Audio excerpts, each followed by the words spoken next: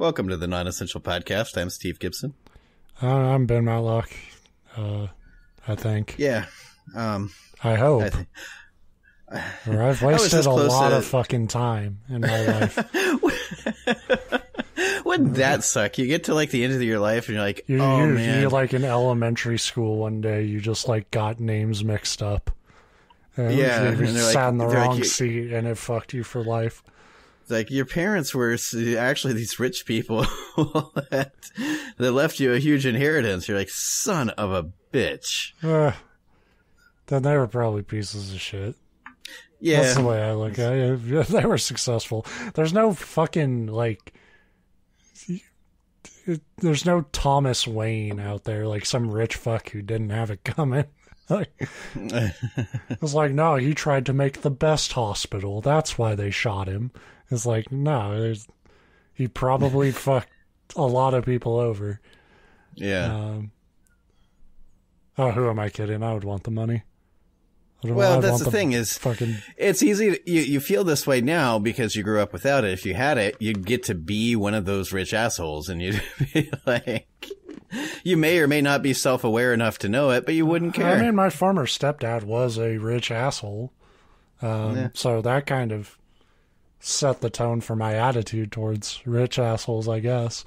But I grew up in a pretty nice house with a pool and shit when him and my mom were married, and it didn't stop me from ultimately hating that fucking dude.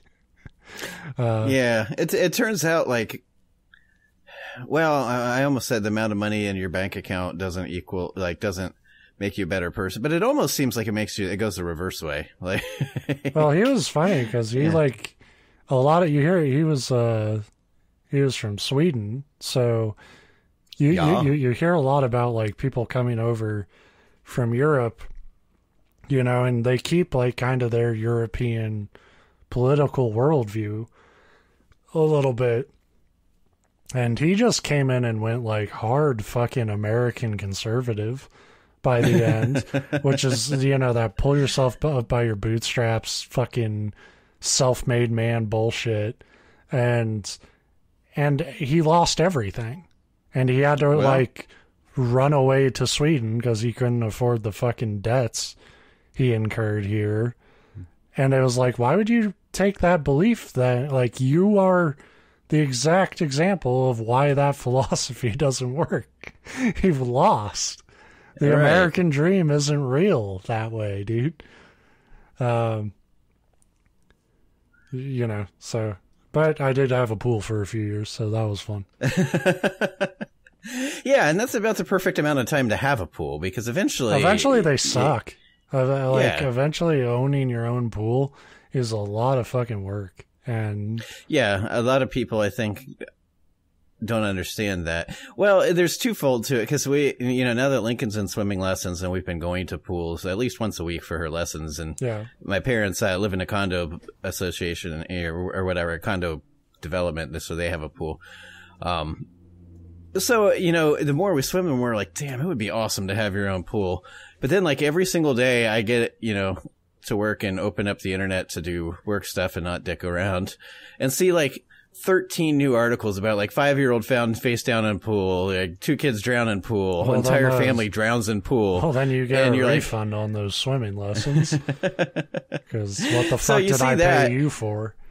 So you see that, so right off the bat, it's like, yeah, that's a little scary. And then, like you said, the other thing is, even though it seems like there's a lot of those articles, but compared to the number of people that have pools, it's still a lot of people have pools and don't drown. Yeah. But they're expensive. They're a ton of work. Yeah, we had it was like a Roomba for your fucking pool. It was this little, I liked it. It had these little wheels and it went down and vacuumed up all the shit on the bottom floor. But it's fucking stupid, so it keeps running into the wall and just staying at the wall. So you had to like be outside and watch it anyway. Yeah.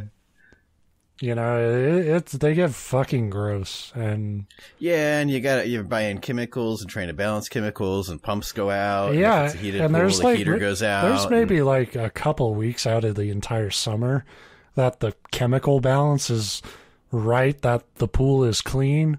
but it won't like fry your eyeballs if you try to swim in it. Right. You know, it's, I don't know. It's cool when you're a little kid and you don't have to maintain that shit. But right. But once I was starting to be asked, like, hey, you should clean it because you use it all the time, I was like, I don't want to live here anymore. Go back to Sweden. Yeah, get out of my life. I hate you. Yeah, and the novelty wears off when you have access to it all the time too. See, I didn't grow up with a pool, but we grew up with boats, and it stopped being fun, and it was more like my source of working out. Because swimming's great exercise, but you know, it's still it wasn't worth it. Ultimately, I decided to live the way I do now, which is barely as move. a hermit. Yeah, right. And we'll see how that goes. 30 years and counting, baby. I don't have to live long. I just have to live counting easy. Exactly one more. We'll see if I make it to the end of this podcast the way I've lived. So that's the preamble. This is the Non-Essential Podcast. We tell each other stories every week about whatever the fuck we want. Whatever really. the fuck. We've got one specific topic that we sometimes deviate from. We talk about whatever. Whatever. Yeah. And that's, you know, creepypastas. But yeah, I was gonna say that's my clue that I have a creepypasta this week. But there's there's a little. It's kind of interesting because I do have a story I came across that I want to do, and it was just one of those that you get to looking at it and you're like, to do this justice, it's going to require more than half an afternoon. And with my work, that's all I had. Yeah. So I'm putting that in my pocket. And then I came across this one, and it was one of a lot of times, you know, I don't generally search completely blind. I'll be like, well, I want a creature creepypasta, or I want a missing persons or something. So this time I went in with like a specific, not necessarily genre, but thing I was searching for. Then though, it comes down to you're like clowns. Reading through the right. Bouncy houses. Yeah. I found one about how you can become a child again if you bounce in a bouncy castle. It's different than yours from last week, though. Yeah. You could become the cool kid in school. No, I come across a list of titles, and so then you're just like, well, which one sounds interesting? And then I started reading this one. I'm like, yeah, I want to do this. And there's some a real interesting reason why I liked it. And if you're from my area, I know a couple of my friends listen to this show. There's an even cooler kind of link that they probably will enjoy. But anyway, it's probably building it up. How to become a 30-something in Ohio by going into the right bouncy castle. Wouldn't that be great? Because I just turned 40 this year, so damn, you're old. I know. Really? Yeah, that's why I didn't make. I didn't know the age gap was. I didn't know we had to put you down after. Would you please? Like, it would solve a whole lot of problems. But there was a reason I didn't make a big deal about it on Twitter. Mostly because I didn't care. Nobody else cares. I got to reevaluate the 5-year plan for the show now. It's like, Steve, I'm sorry, we got to let you go without your pension. Well, it just if it was last year, you'd think I was just being stupid. But next time we start up the show, and I'm like, yeah, this is the podcast, and who am I? Yeah. And it'll be genuine. I'll have no idea where I'm at or what's going on. I say that all surprised, but I forget that I've been talking to you for over a decade. I know. Isn't that fucking weird? That's pretty weird. I keep seeing they're like, oh, this is the 15-year anniversary for this game. I'm like, I wrote a review for that when it came out. Yeah. It's not quite 15 years yet. When we started talking, Skyrim was new. Yeah. That was... and now, luckily, the one thing that hasn't changed is that Skyrim is re-released every year since we've known each other. I think that's why, the whole world is stuck in this awful downward, Groundhog's Day spiral, where things are only getting worse and worse and not better. Except Skyrim keeps, it keeps fucking coming out. Skyrim keeps getting better and better. You see how the water looks now? Almost looks like a fucking PS4 game. They keep booting us back to 2011. It's like, just let us fucking grow, Skyrim. Anyway, so yeah, I've got a creepypasta this week. Let's do it. I'm going to bed. It's called, I copied this over, I'm looking at the wrong thing. I'd probably be cool if I switch over to my right notes here. It's called Big 6, The Ghost Train, which that's why it caught my eye, because I thought it was going to be a Big Hero 6, like erotic fan fiction. It kind of sounds like a rap group. Yeah. Well, Big 6 is a rap group, and The Ghost Train is their debut album, yeah. I was 12 years old, spending a fair amount of time at my grandmother's cabin at Pine Grove State Furnace. Pine Grove has always been haunted, mostly due to Fuller Lake, a water-filled old open-pit iron mine. Though the Park Service has gone so far as to send divers down to the bottom to prove that nobody was killed, many people have seen ghostly horses stampeding from the old stables to the lake and into the water, making it glow a deep blue before disappearing. Would you want to be a diver who, like, had to do that? Just to, like, prove that nobody died there? Like, I feel like if I was going to take that chance, I would want there to be something at the bottom. Yeah, that's the thing. As soon as I read that, I'm like, I cannot imagine a government agency anywhere spending the money and time and effort to dive down. Sir, the local population believes there's ghosts. We'll prove otherwise. I'd like to allocate funds to send some deep sea divers down there, just to prove that it's water. When I initially read that, I thought that seems pretty far-fetched. The government would never go down just to, like, disprove a ghost story. But now that I think about it, that's the exact fucking kind of thing that they would spend money on. Totally. Yeah, it's like, so kids can't afford to eat in your schools. Yeah, nobody, fuck them. Nobody in this town can, have fucking lunch. But nobody has running water because the utility system's broke down. Screw them. Nobody has running water because the whole water system is full of dead bodies. They think there's ghosts. Recruit a team of specialty divers. So yeah, maybe they would do that. My story, as far as I'm aware, has never been duplicated or replicated. It involves an old iron horse that wasn't quite ready to be scrapped. But it needs to be authenticated. I'm sticking with the rap group and it thing. Does sound like a rap, yeah. Oh, I want a creepypasta that rhymes throughout. Challenge accepted. I love fucking rhyming stuff. It's one of the few things I'm good at. Not fast enough to be a rapper, but... But if you give me 10 years, I can put a song together. Yeah. I like that the entire... I don't know why I'm critiquing this, like, halfway through, but that entire first paragraph's like, here's this ghost story.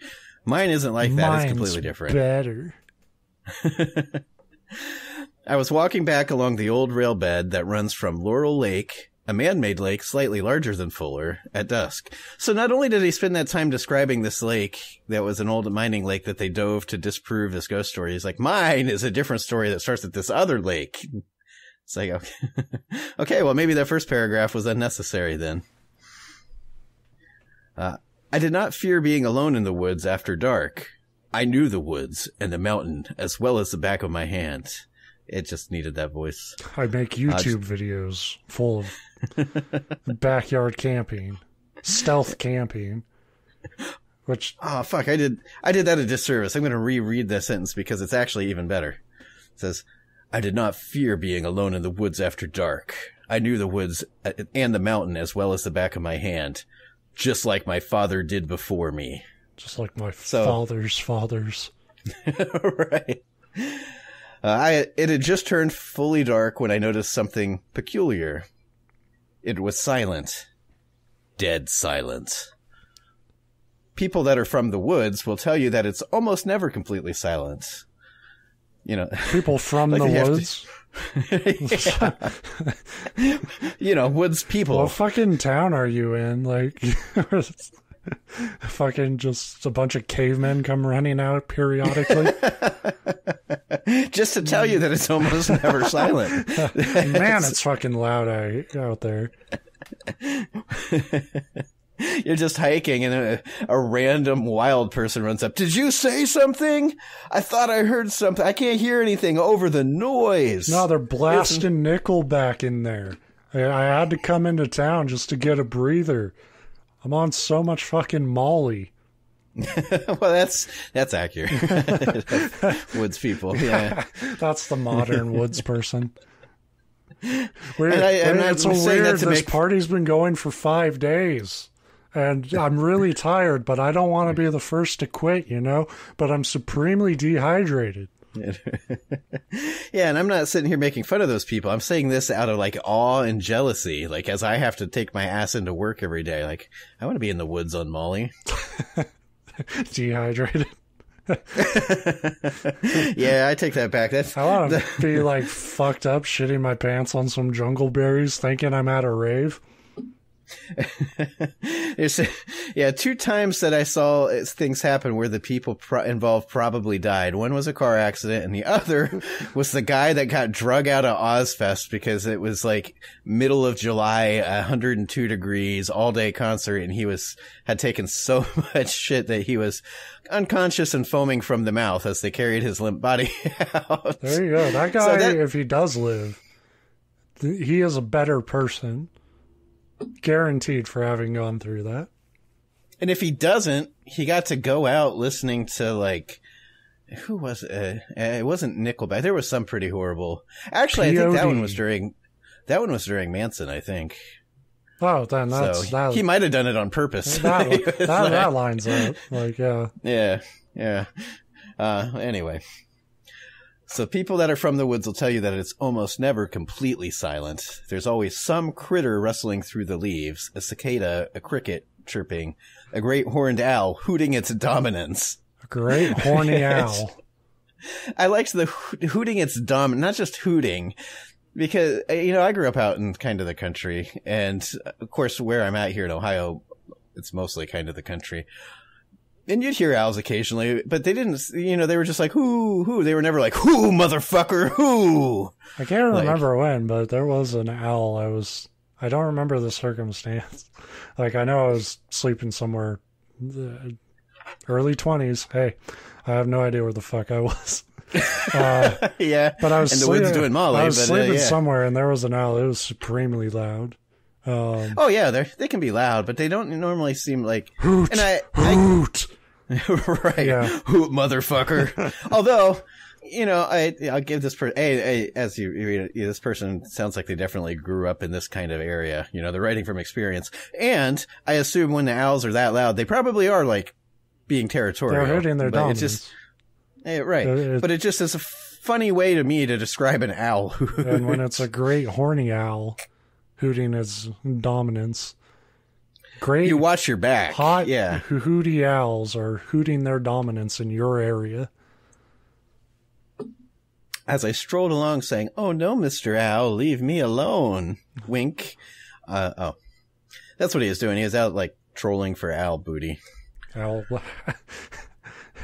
booty. Owl booty. Hi, I'm Owl Booty. Like come buy my used cars. Hi, I'm They're Owl crazy Booty, and low. I am overstocked with horned up owls. I like it. Owl Booty's Owl Barn. That's my next. That's our next Owl t-shirt. Emporium. Throw it on the list. The fact that there was nothing unnerved me and made me anxious to get back to the cozy little cabin, so I increased my pace. I was more or less speed walking along this deserted, silent trail. The only sound I heard was my sneakers crunching on the cinders. That's a really interesting thing where, and I think I'm guilty of it too, but it doesn't make sense if you're alone and you recognize, like, this is eerie and I need to get back to a place quick. Like, you start speed walking and it's like, why don't you just run? Like, yeah, that's it. Like it's funny you are already showing you're afraid. So, like, nobody's going to be like, you know, no, I just usually walk this fast. if it is a predator stalking you, they're going to be, they're not going to be like, oh, he's not onto me. Yeah. He's walking like he's got a shit on himself. Yeah, but it's interesting because I would 100% do that. And that comes back to like that, like psychology thing that I'm 1,000% guilty of, where it's like, I'm paranoid of ever looking stupid, which is dumb because I am stupid. I look stupid all the time. Totally. It doesn't work because, right. But you're like, well, if I run and there's nothing there, I'll feel like an idiot. It's like, yeah. But if there's nothing there, then nobody will see you. But you're already scared. So, and if there's nothing there, then you are an idiot. And you should just accept it. So you either run or you walk, but we all do that in-between thing. And the best part about doing the in-between thing is, like you said, if there is a danger, it doesn't fucking make you safer. Like, nobody's going to out-speed walk whatever's trying to kill you. Well, I guess it could be like a sloth or something. Yeah, I'm terrified. Yeah. But, that was an interesting thing to point out, because I would 1,000% do that. Like, I wouldn't break out into an all-out sprint. Yeah. At least at that point. Now, the second, you hear like a crashing sound or something like that, where you see something. It probably makes more sense now, where the one thing I hate more than like looking stupid is using energy. So it probably makes sense on that level. I didn't want to run because I'm a fucking lazy piece of shit. But in my like younger days and situations where I felt the need to move fast, I absolutely should have been at least like jogging away. But, yeah, because up until a certain age, it's like you can run as fast as you can forever. Basically, you just never get tired. Yeah, if you feel bad at the end of it, chug a beer and and forget all that. Especially happened. if you're especially since I'm picturing like when you're like 8. So definitely throw the beer in. That's how my dad taught me. That's how it gets you moving so fast. You're like, at the end of this, this might suck. At the end of this, I get to drink a really nasty, pissy beverage that my dad has like not put in the fridge long enough. I was gonna say I left out a warm beer. That makes it better. The only sound I heard was my sneakers crunching on the cinders. Tall pine trees on both sides of the trail cast shadows down on me, making it difficult to see. I was just reflecting on how dark it was when I heard a sound I will never forget as long as I live. The long, loathsome wail of a steam whistle. And then the theme song to Steamboat Willie. The loathsome wail of a steam... Lonesome. Oh, I thought you said the as opposed to... I was going to say, this dude's bringing some train baggage. Fucking whistles. Hate whistles. No, loans, as opposed to the whistles that sound like they've got good company, I guess. Yeah. That whistle sounds like he's got friends. Oh, that one's lonely. Well, I mean, if a train is, the only, like, he brought up that, like, it was quiet out in the woods, so that makes sense. Well, and again, I give it to, I'll say this kind of spoiler alert. I like this story. I think it's well written, as much as I'm making fun of it. You should stop picking on it. And a lonesome, this steam whistle, an old train whistles, by itself, especially in the distance, definitely sounds lonesome. But it's just funny because again, that's not making fun of the writer so much as it's like, I would call it lonesome. It's like that Thomas the Tank Engine episode where the train gets like sealed away. And it's like, the cask of Amontillado, or Amontillado, I always say that. Amontillado, except for Thomas the fucking train engine. Hits hard. That's a real thing. And it's terrifying. I'm aware, yeah. Poor guy. I recognized it from a trip to the Strasbourg Railway when I was younger. Nothing in the woods could replicate that sound. Thanks for pointing out that it couldn't have just been a deer.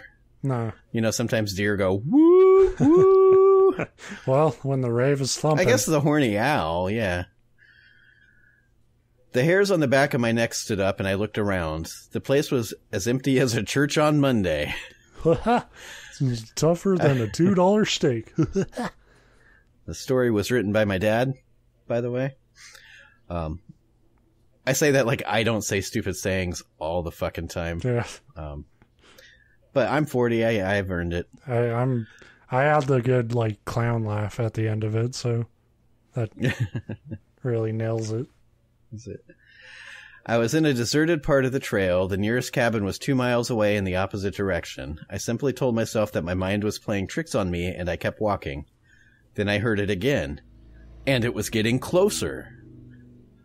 A faint light appeared behind me, so faint that it was barely recognizable as a light source. I told myself that it was swamp gas. It is quite marshy in the area around the trail, and that my mind was continuing to pull my mind was continuing to pull sound out of nothing to make up for the silence. Basically, that I was imagining it because it was so silent. I kept walking, thinking about fresh biscuits and wild grape jam to take my mind off of things. What are you, fucking Huck Finn? Yeah. And again, that sentence made me laugh the first time I read through it, but at the same time, I'm a fat ass, and if I need to calm myself down, food is a way to do it. Like, I'm being stalked by a ghost. I'm all anxious. I need a bowl of Crunch Berries, quick. I've got tacos at home. Fuck yeah. When I noticed that the light was slowly growing brighter, I had seen swamp gas lights before. They usually only lasted moments and weren't terribly bright. Master of the woods and swamp gases. Mm-hmm. That's how you know this guy's from the Pennsylvania forests lands. Pennsylvania Party Grove. The main thing that told me that it wasn't my mind was the ground. It was like, hey, bitch, you're not imagining that. Oh, no. Yeah. It was vibrating. That's written out in the ground. Mm-hmm. Hey, bitch. I want to do that to people's lawns. Just like in the middle of the night, like, and then when they wake up in the morning, their lawn's like, hey, bitch. I've got some sidewalk chalk that we got for Lincoln, and there's a lot of sidewalks in my neighborhood, and people walk all the time. I want to just like go to a square of random sidewalk and write, hey, bitch, and then go like maybe 2 blocks down and write, you, yes, you. And like, yes, just like you, bitch. You can, like, the course of the neighborhood, you can string together like a 3-mile walk, and I'll just do 3 miles worth of like, hey, I'm talking to you. There's never any threat, and it never goes anywhere. But that way it could be cyclical. Like, you get back to the beginning, and it just starts over again. I like it. And I guarantee it would end up with people bitching about it on Nextdoor. I'd have to re-download that. It would be a local news story. Probably.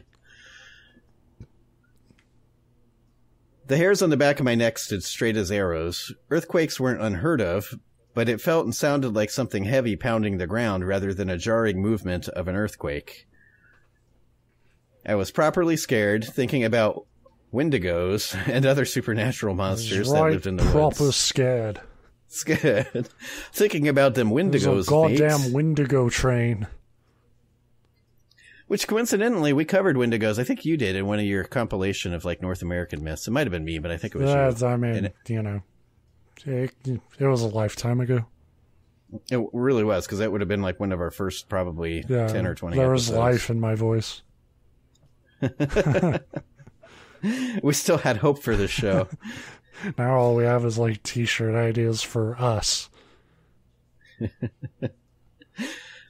I was properly scared. I love that because that goes with the English accent you just gave it. It's right proper frightened. Right proper pissing me britches. Actually, that seems more Australian to me, which that's fine. I like that I was better. saying like Bear Grylls, just like the outdoor survival. Yeah. It's very important to piss on your own kneecaps for lube. Oh, no, I fucked myself up. I had already said properly scared. Anyway, he was very, very, Englishman scared, thinking about Wendigos and other monsters. I stepped off the trail and crouched down by a thick pine tree, waiting for whatever it was to go by me and let me go on with my business. That is a bold plan. If you're scared of something coming up behind you, instead of trying to outrun it, you're just like, I'm going to wait here and hope it passes me by. Yeah. This is reminding me of that, like, Choo Choo Charles game. Which I don't know if you and me have talked about it yet, but there's this horror game coming out where it's like you're on this island and there's a train that is also a spider, so it doesn't have to like stick to the tracks, and it like tries to hunt you as you're trying to explore this island. Well, fuck. So I absolutely, with that in mind, I absolutely would not stop. But yeah, watch the trailer for Choo Choo Charles if you want to fucking quit on life. hearing about it like when they first kind of announced development, but it was super early. Like it just looked, like it's a very small scale op, but but that combines concept. Like nobody in their right mind likes spiders. I'm not gonna say nobody likes spiders because there's people out there that do, and they're all psychopaths. The regular person hates spiders to begin with, but then the train thing, like I've probably talked about it on the show, but I think like as a kid, we all have like one specific like reoccurring nightmare. I had lots of different kinds of nightmares. The tank engine wants to eat you. Yeah. I'm an old fuck. I grew up way before Thomas the Tank Engine. The earliest recurring nightmare I remember, and I knew it was dumb at the fucking time. Like, you'd wake up and be like, why was that scary? But I'd be like a kid in my house, and there'd be like one of those, just a toy trains like you'd have run around a Christmas tree or something. And it was always on a track, but like it seemed no matter where you'd go, you turn around and the track was leading it like to you. And it was like it was trying to run you down. And it was like, I think it's very common for people in like dreams and scary dreams. It's like you're trying to run away, but it's like you're running through like fucking molasses or something. Like you just can't. Yeah, there's just like some force that's like you're never moving as optimally as you should. Every room you go into, the threat is still there. Right. There's no logic to it. It's just you can't escape the tone. Yeah, and in the dream, it wasn't like, oh, this thing's going to like run me over and flatten me. It was just the way that dreams have a tendency to do. It's like this thing's going to catch up to me and something bad will happen. Like it's always vague. Yeah. But that was like one of the earliest, or one of the only really reoccurring like nightmares. And like I said, you'd wake up from it and your heart would be racing because that's how nightmares work. But you'd be like, that's not fucking scary. Yeah. But anyway, so that game sounds like it combines like two primal like it looks like it'll be really tough for me to play, but I love the idea so much I'm gonna try. Right. But the point is, I would have that in my head, and I would not stop at a tree. Waiting for it to go by, I became aware of a slow snorting sound, making me again think of the giant 80-foot wendigos that turn people into cannibals with their touch. I also realized that the light was growing brighter and rumbling of the ground was slowing down. It came around a long sweeping curve at a crawl, slowing to a stop in front of me. It was Big Six, a 210-2 Baltimore and Ohio operated locomotive, whatever the fuck that is. It's the most famous train in the world, which is why two of us know what it is. Yes. Number 6666. So it wasn't quite the number of the devil. It's like kept going. Ah, fuck. We're like, damn it. I always lose count when I'm writing my sixes down. Oh well. How many numbers does the beast need? I'm gonna give him 5. Hopefully that's 5, enough. Yeah. It hissed to a stop, its giant driving wheels resting on bare cinders. It was shrouded in a light blue mist of steam and wore a deep black coat of paint that seemed to suck all available light into it except the bright light of the front spotlight. The steam mist, when it hit me, turned cold. I bit hard on my knuckles trying to control myself.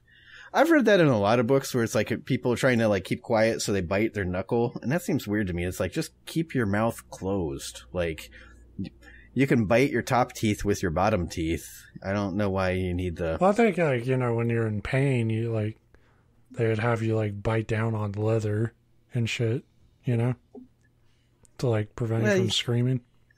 Yeah. It's a way of, like, distracting yourself, I think, from... Like, but then I imagine if I'm the killer and I come around the corner of this tree and you're just like sucking on your fist, you'd be like, "Oh, I'm really this guy's gonna be easy to kill. This guy's about to kill me, but I don't want him to think I'm a big baby about it." I stuck out my middle fingers and waited. Yeah, I would suck my thumb and flip him off because I'm scared, and also don't try to embarrass me. 2 blue lights were in its cab. As if on cue, one hopped down and crouched in the bushes for a moment. I heard the sound of stressed steel and a clack. an invisible switch had been thrown by the ghost fireman. Which... I'm having trouble keeping up. There's firemen now? I was just about to point out, like, and I only know this... Oh, we'll get to why I know this in a second, I guess, but... Because you're a ghost. I knew it. Yeah. It's because I come from a long line. No one makes it to 40.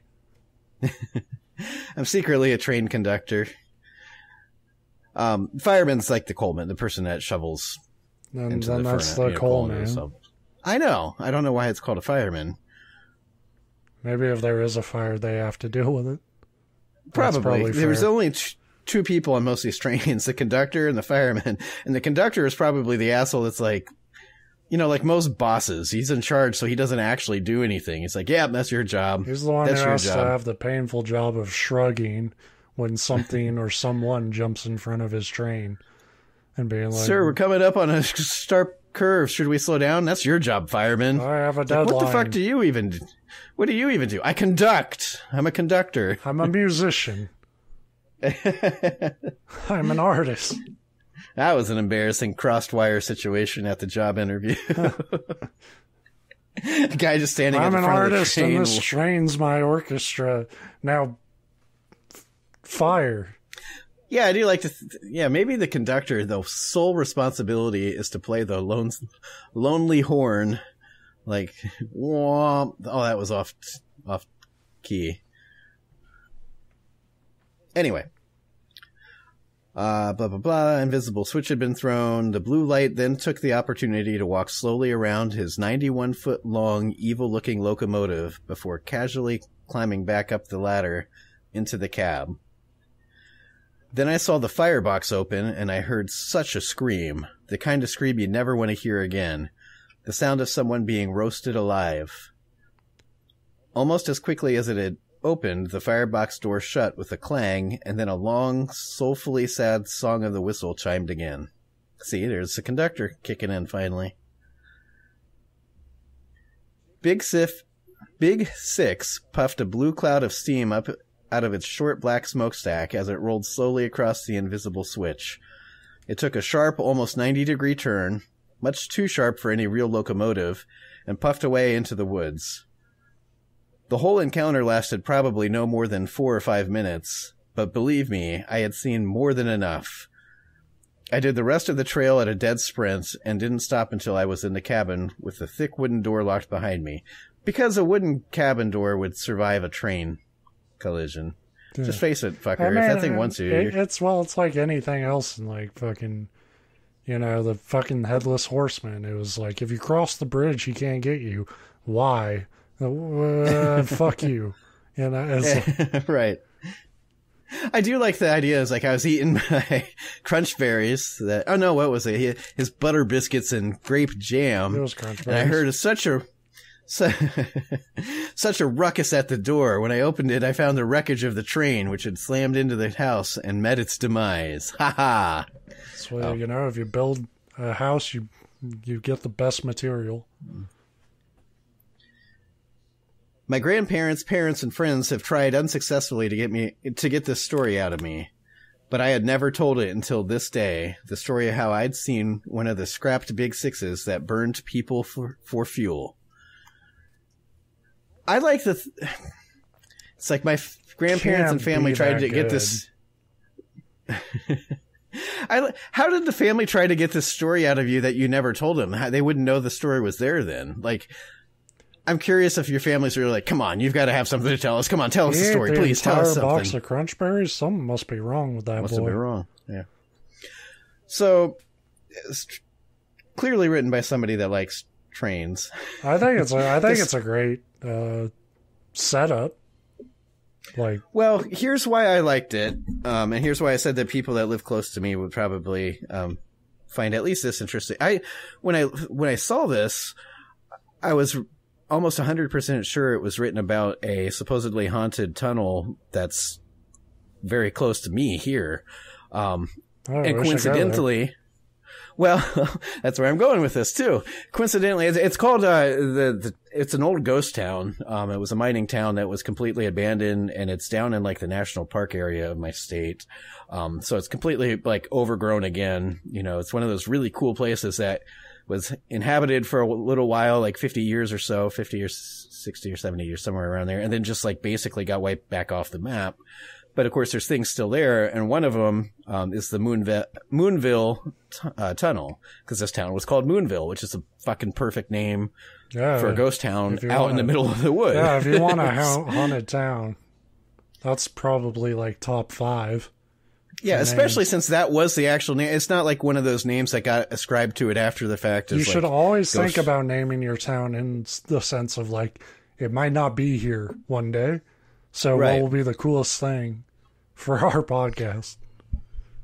But this is a place that's like kind of out in the middle of nowhere. I've always been curious, but it's one of those places too that plenty of people go visit it, but it's like you're technically trespassing. So it's kind of one of those where you're balancing like police of Moonville. It'd actually be the Ohio Department of Natural Resources, but I'm a little bit past my, like in my 20s, I was like, yeah, I don't fucking care. I'll like climb through anyway. You know, we broke into abandoned prisons and stuff. Not all the time, but multiple times. In my 40s with a kid, it's like, it might not be good to drag a toddler around the woods looking for an abandoned ghost town. They're not going to do shit. They'll be like, what are you doing here? You'll be like, I'm dumb. And they'll be like, okay. Yeah, I got lost in the woods. I'm following my candy trail that I left behind me. My dick friends played a trick where they leave a trail of crunch berries, and they know I can't resist. Yeah, look at me. You know I'm not passing up free crunch berries. And they would buy that. But anyway, yesterday, before I got looking for a topic, which I did today, last minute, we were sitting watching TV, and my wife was playing on Facebook because that's what she does. And she's like, oh, have you ever heard of this place, Moonville? And I'm like, hell yeah, I have. It's really interesting. And she's like, oh, well, they're doing like a hiking tour of it. Would you want to go? And it's like, fuck yeah, I would. So she was going to try to sign up. We didn't know if they had spots left or not, but it was interesting that we just came across that yesterday. And then she was reading, the Post has that ghost story, like the supposed ghost story tied to that.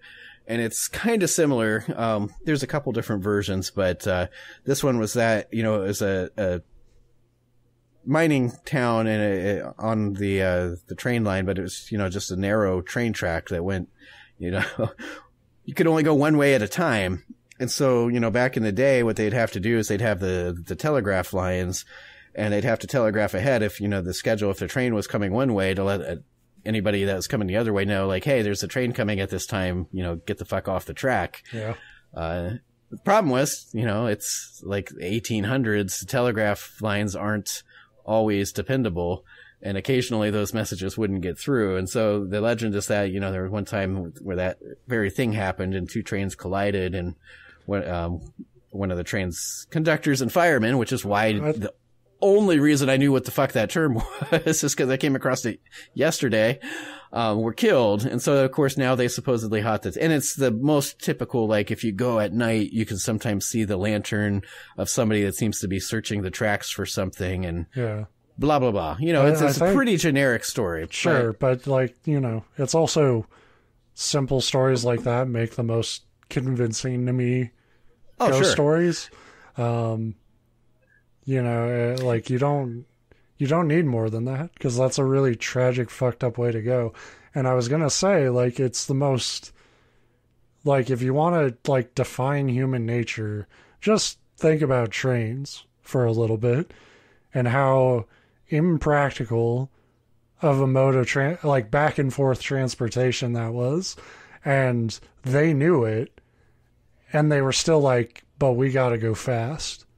You know, like, gotta go fast. Yeah, totally. And they were like, you know, they were willing to, like, have all these horrible train accidents, you know, in the name of, like, fucked up mining efficiency. Well, and the fucked up part about it, and it applies to life today very much, is that the problem was everybody involved, the conductors, the pedestrians, the townspeople, the motorists and cars that were getting hit and killed, they all knew how fucked up and dangerous it was. The people that continued to push it were the ones that were making equivalents of millions and billions of dollars and needed the trains to do so. Yeah.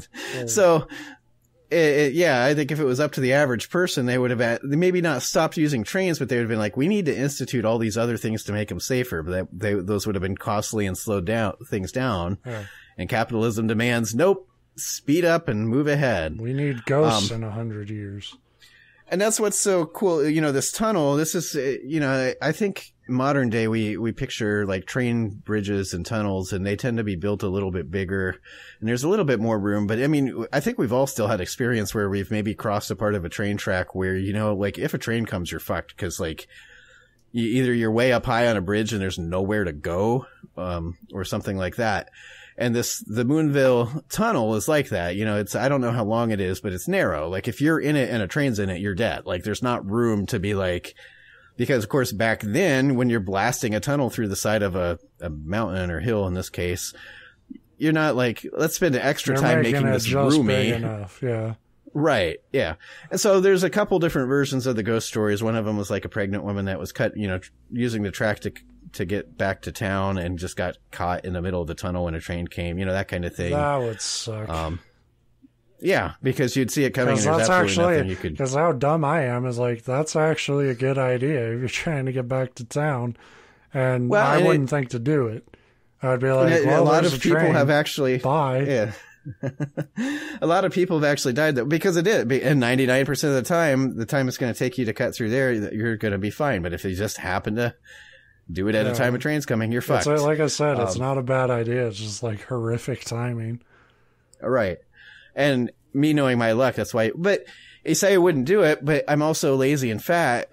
The reason there's a tunnel there is because there's a very impassable, you know, or inconvenient, probably rather large, like hill, or, you know, in our case here in Ohio, it's the foothills of the Appalachian Mountains. So they're not quite mountains, but it's not something that you look at and you're like, oh yeah, I'll just jog up this hill. So I totally see being like, fuck it, I'll take that chance. There's probably not going to be a train. Damn it.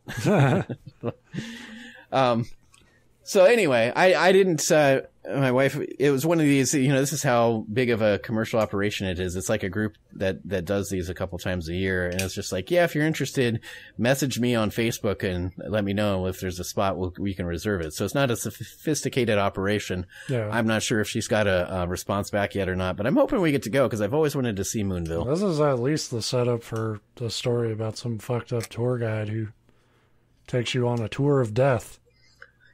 That's the thing. We could very well show up and it's just me, Tara, and Lincoln, and like one other person. Like, oh, that's weird. Nobody else showed up, but do you want to walk into the woods with me? Yeah. And I'd be like, yeah, I want to see this. Let's go. Sounds fun. Have you heard of the Non-Essential podcast? Well, we talk about stuff like this. Yes. Well, that would give the wrong impression because then they'd think I'm like really into lore and ghost stories, and it's like I'm moderately into lore and ghost stories. We can't say that. Like, if we're not into it, who is? We've done a show now for years. Well, yeah, but what I mean is I'm not the kind of person that like I don't. In fact, when I was looking for ideas for the show, I kind of I love ghost tattoo on you. I looked up Ohio ghost stories by county, and I looked up my county specifically just to see it. And there's like 3 or 4 places that are supposedly haunted. One of them is like a half mile up the road from me. It's an old house that I'm aware of the neighborhood anyway. We almost bought a house back there. Now I'm mad that we didn't, because my neighbor would be a famous fucking haunted house, and I'd be breaking in all the time. It's like I said, go the fuck away, Steve. This isn't real. Yeah, probably a good call. Having a family puts a damper on the horrible things that will go wrong if you're by a haunted Well, that's place. exactly why we didn't move to there was 2 houses. There was this one that we moved into, and one in the other. It's a neighborhood. It's literally right next to this one, but those houses have been around since like the 1800s. Yeah. And, these houses have been around since 2002. So a little bit different there. And that was the problem. The other house was really cool. I mean, it had the old style where you could walk out from your bedroom and have like a fucking like whatever veranda or whatever they call it, like a porch over the front porch, like your own, like, so, you know, what I would do is anytime guests are coming over, I'd stand out there like the fucking like French guards from Monty Python. And be like, So it had some cool things like that. The problem was it was a house built in the 1800s.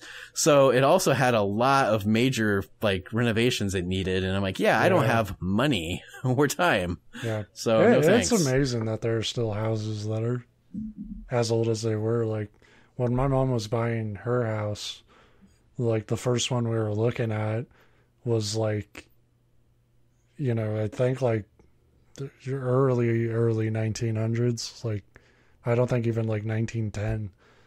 And there was still like pipes and shit that looked it, which is like, you would think like renovations and like remodeling and shit alone, this would look like a different house at the foundation, but it just doesn't. Well, I think the problem with that last house we lived in before we moved here was built not quite that old. It was 1936, I think.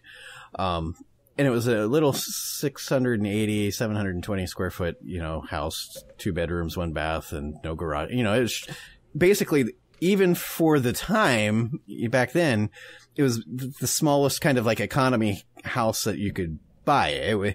The area that I used to live in was a place that went up, for one of the factories in town. That's where all the factory workers lived. So they weren't, like lavish houses. It was a factory town, but it still was fucking standing and still had some of the, the original like wood floors, a lot of the original wood trim, stuff that was almost 100 years old in the cheapest fucking possible house that you could buy at the time, or one of them. Yeah.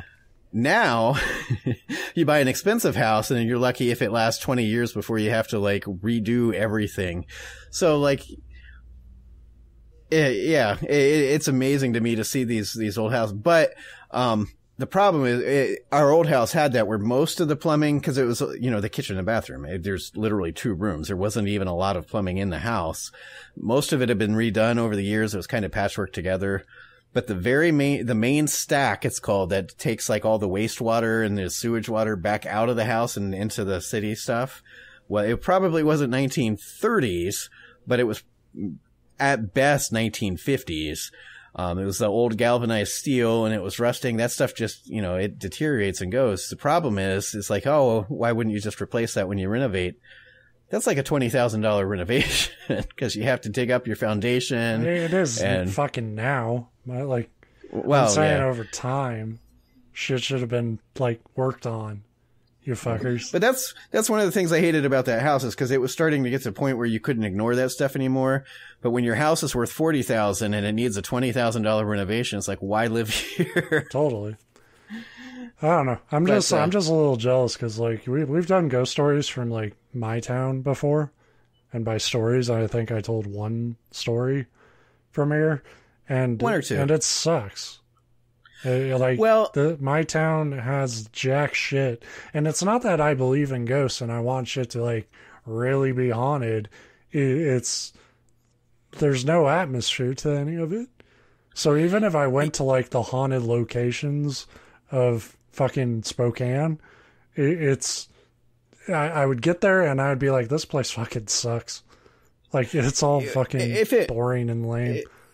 If it makes you feel any better, I say this one's like close to me. It's, I think it's about a 40-minute drive. It's down south of us.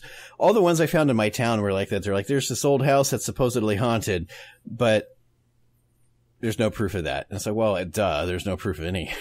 I'm not into it for the legitimacy of ghosts. I'm into it because I like spooky things. Yeah. But all the ones from my specific town, the only cool parts about them were that they were places close by that I was aware of, but they were all places like, one is like, oh yeah, there used to be this house that, according to legend, there was I know this part was real. There was an inn that was run there. It was, built in the early 1800s.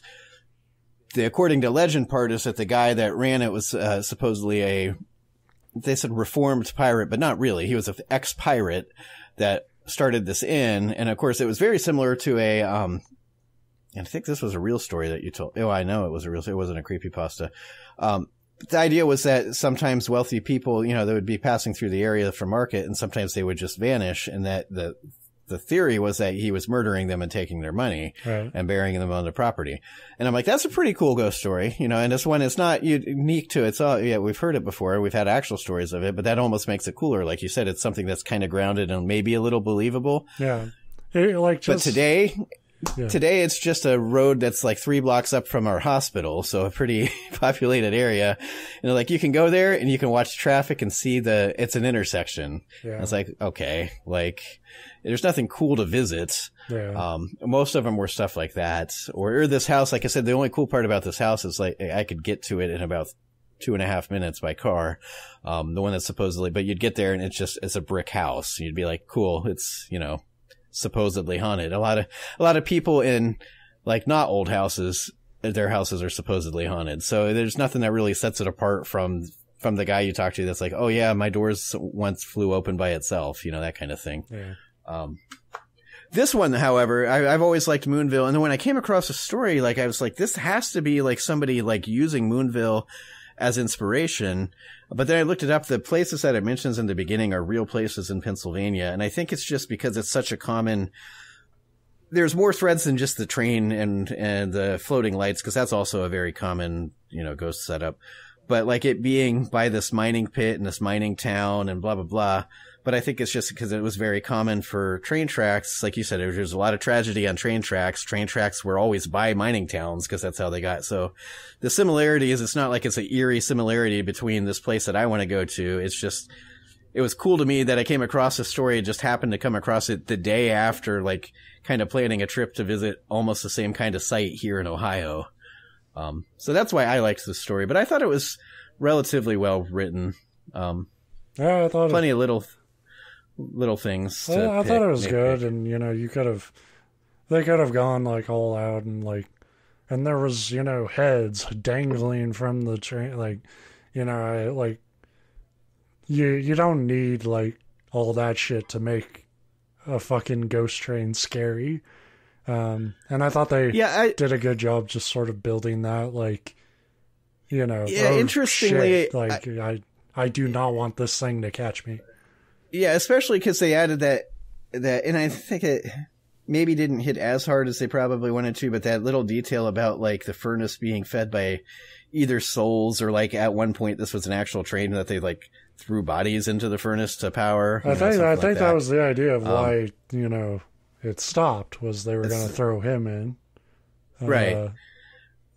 But, you know. So I liked that, but I think it's interesting to me that I think you're right. I think they did a very, very good job of doing one of the things that we say more people need to do, where you describe the monster or the antagonist in as little detail as necessary to still give the reader like a good picture, like a reason to be like, oh yeah, that it's, you know, fucking scary. Tell me what I'm like supposed to be imagining without dictating like every detail of it. That's the most, third toenail on the right was broken. You know, that kind of thing. That's the most effective storytelling, is like not getting too bogged down in like, you know, like, because you will have an idea of what this thing looks like in your head, but there's no combination of words that's going to change. Like, they're going to come up with their own vision for it. Well, and it's better if they come up with their own vision, because then they connect with it. Right. You know, totally. Instead of sitting here trying to mentally like do the gymnastics to follow what you're describing. That said, it's interesting to me that they did a really good job of that with the main point of the story in this train, and even kind of leading up to it, for the most part, keeping it to a minimum of like, oh, this sound and this light and it, whatever. But they were able to do it with regard to that. But then there's 2 points. The very first paragraph I kind of pointed out right at the beginning, where it's like, oh yeah, there's this lake that's supposed to be haunted by horses, and they dove it and they tried to prove that it wasn't. But my story is about a train in this other lake that's next door. It's like, why did you bother telling me then about the first lake? Like, you didn't. And then maybe it was just to like set up like, hey, maybe I want to do multiple stories kind of this region, you know. Like, could be. Or my guess is, like I said, these were real places. You know, Pine Grove State Furnace, when I Googled it, it's a real place. Ohio isn't real. Well, this is Pennsylvania, which is even less real. Yeah, but the train was from Ohio. My guess is that these two lakes, of course, are probably real too, and that there's probably a real ghost story. You know, that ghost story about the horses and the blue glowing lights, I'm sure, is a real local legend. But you just didn't need it. And then the other part that was actually more, because that at least kind of sets the tone, like, oh, you know, this area that's supposedly haunted and it's out in the middle of nowhere and it's got whatever. You could make that argument a little bit. But then later, there's like 2 times where he mentions, he's like, I was scared, so I pictured the Wendigo. And then when I stopped by the tree, it was making a snorting sound like a Wendigo. And it's like, why do you keep bringing up a Wendigo? Your story's not about that. It was pretty apparent to the protagonist right away that this was a ghost train. But for whatever reason, it's like it kept veering off course. So there was a couple times where there was like maybe more, you know, things that could have been pared away. But then when it got to the important part about the monster or the ghost, when a fucking Wendigo shows up and you didn't listen to him, you're gonna feel real dumb. I suppose maybe the point could be because Wendigos are supposed to be shapeshifters, so maybe instead of a ghost train, this is supposed to be a Wendigo that's taking the form of a ghost train. But if that's the point, then what fucking Inception shit is this? Like, just haunt me as a train or fuck off. But anyway, that's what I got. Yeah. And that's what I mostly just wanted to brag about maybe having plans at some point. I go out every once in a while. We'll see if there's more show next week, if you can survive. I don't think the hike's until, I think it's a ways off. It's sooner than you think, my friend. Ooh. Because that train's a coming. All aboard, fucko. If I were a ghost train, that's how I would haunt. You know, like I said, I would do the choo choo, motherfucker. Like, you gotta act, and you gotta do it. If you're a ghost train, I'm sure you could nail the Samuel L. Jackson voice, like, because you're a ghost, you can do whatever you want. Like, okay. I'd be like, fuck, that's terrifying, but that's an awesome. You're a ghost, you can do whatever you want, except every ghost is very limited in what they can do. Well, that's true. And every ghost story. That's one of the best, and it's not just ghosts, that's one of the best things about supernatural stories, is they all have these, like, we talked about it, you did the episode on vampire myth, and like, from different parts of the world. Yeah. And like, a lot of places are like, oh, vampires cannot enter your home unless you invite them. It's like, why? Like, it makes no fucking sense. Because fucking manners still exist when we're cannibalizing. Look, Steve, when we were making this whole lore thing up, we had to give you some valid way to escape. That's part of the story. Yeah. Make them count rice at the doorstep until the sun comes up. That's still my favorite. How you stop us. That's still my favorite bit about them. Is like, you know, that should be merged with like the fucking sexy vampire thing. Like Twilight or something. Yeah, totally. Yeah. Like, just fucking underworld. It's like, the vampires have declared war on us. What are we going to do? Well, I got an idea, but COVID fucked up the rice shells. Anyway, that's the show this week. I don't want to edit any more than what's here. So yeah, we somehow got an hour out of a story that I thought would take like 15 minutes, so we're good. We're very good at that. Remember when we wanted this show to be 30 minutes? Anyway, we'll be back next week with another fucking chuckle fuck story for a chuckle fuck world. Goodbye. Bye-bye, motherfuckers. Goodbye.